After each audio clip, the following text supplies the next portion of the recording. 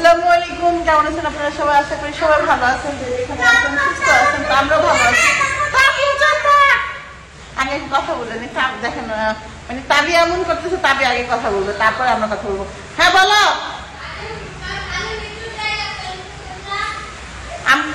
আরে লিচু তো আম খারে। আমি বলছি যে আমাদের বাড়ির সামনের গাছে সকাল সকাল উঠিয়ে দেখি যে লিচু ভাঙতেছে, তো আমি বললাম যে আমরা তো ভাগে পাবোই, তো কিনবো কেন? তারপর দেখি তাবি আনতেছে, তাও কিনে আনছে 50টা। কি মা?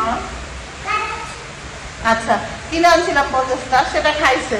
এখন আবার সেই ভাগে লিচু দিয়ে গেছে, সেটাই বলতেছে তাবিয়া। তাবিয়া কি বলে সেটা একটু শুনেন। তাবিয়া আগে বলবে, তারপরে আমার কথা বলতে দিবে। হ্যাঁ বাজার মা, আমি ক্যামেরা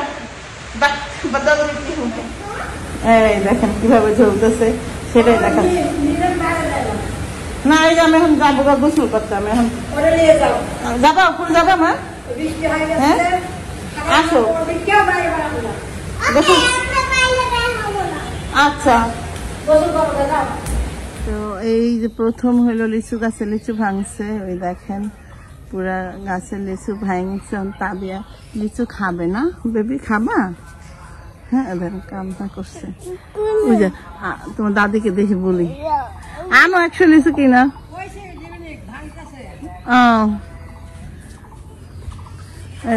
দেখো সে লিচু খাবে, সে যা দিয়ে কানতেছে ফোপায় ফোপায়া। হ্যাঁ কি জন্য কানতেছ? বাবা মারে এডি করেছেন বিশ্বাস করবো না। বাবা মারে বলে, বাবা মার ও ঘুমের তুলনটা বাবার মুখে থাবর দেয়, আমার মুখে থাবর দেয়, মুখের ভিতরে থাপড়ায়। আর সহজে মাঝখানে ফিরে মাঝে ফিরতাম। নতুন টিচার হয়েছে, এগুলা কি লাগি রয়েছে বলে। তাবিয়া তো টিচার নিচ্ছে। কি খাচ্ছ তুমি? কি আইসক্রিম এটা কও তো? চকলেট। আমারটা তো গেছে সব ভাত না, আমারটা গেছে মালাই গল্লা। তাবিয়াটা সব বাড়ি আছে, এরকম করে খালে টক বাড়ি হবো। তোমার বান্ধবী একটু দাও। বান্ধবী না আপু। আপু 2টাকে হাতে দেবো। 2টা নাই, 9টা নাও।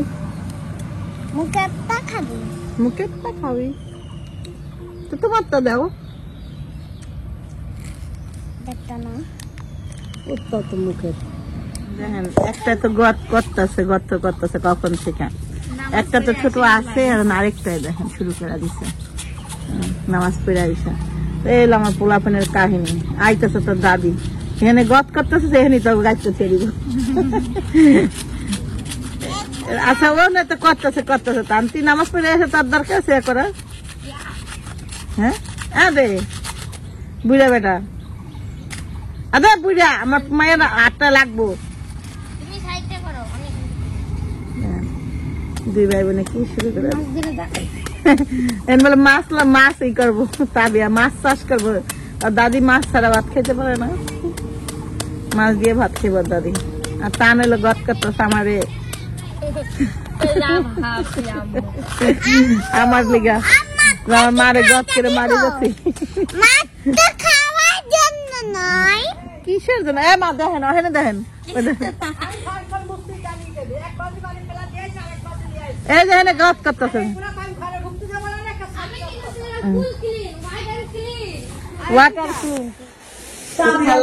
বাজার করে নিয়ে আসছে, লাল শাক আনছে। আপনাদের সাথে যেটা শেয়ার করবো সেটা হলো যে তেলাপিয়া মাছ, তা মনে হয় 1-2 বছর 3 বছর পরে খাওয়া হইব। মিথ্যে কথা, তুমি কবে খাইছো লাস্ট? কব আরেকদিন মানে কবে? আমি তো এই পর্যন্ত খাই নাই।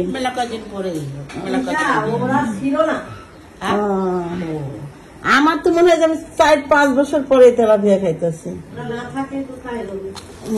আমি তো খাই না, আমি তো তেলাপিয়া আগে খাইতাম, পছন্দ করতাম, কিন্তু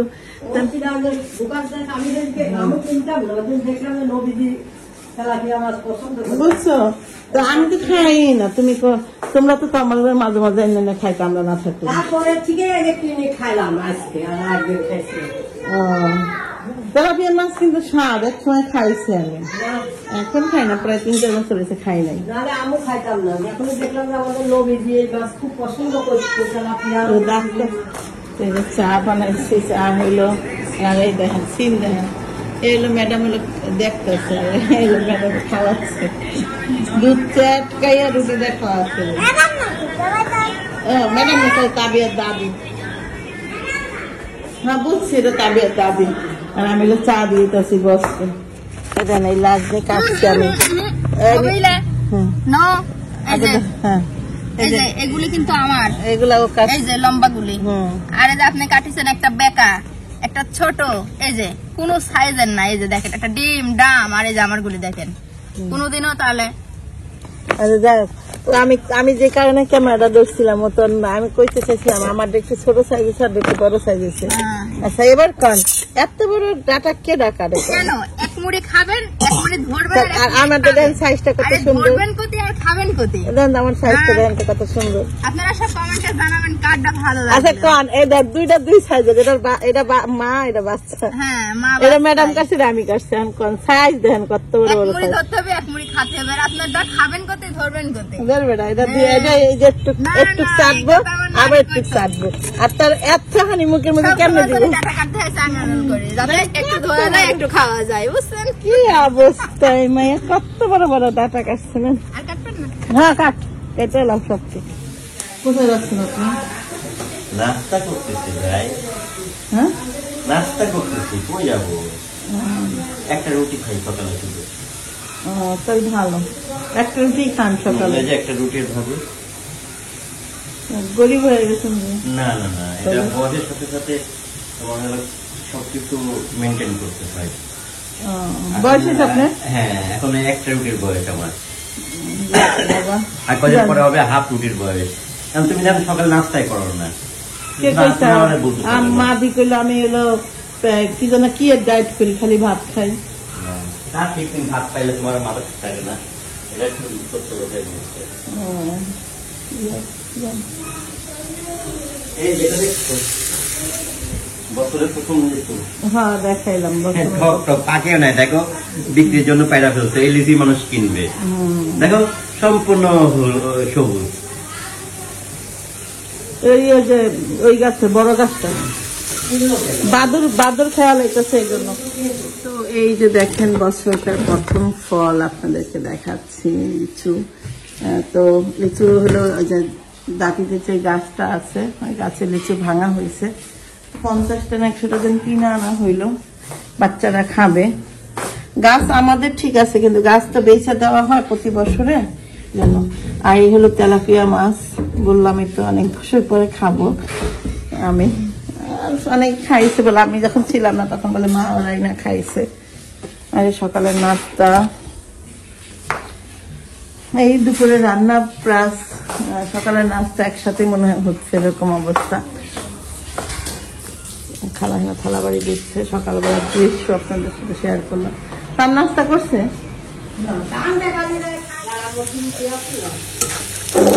এখানে যে দুপুরে রান্না, শাক সিদ্ধ করছি,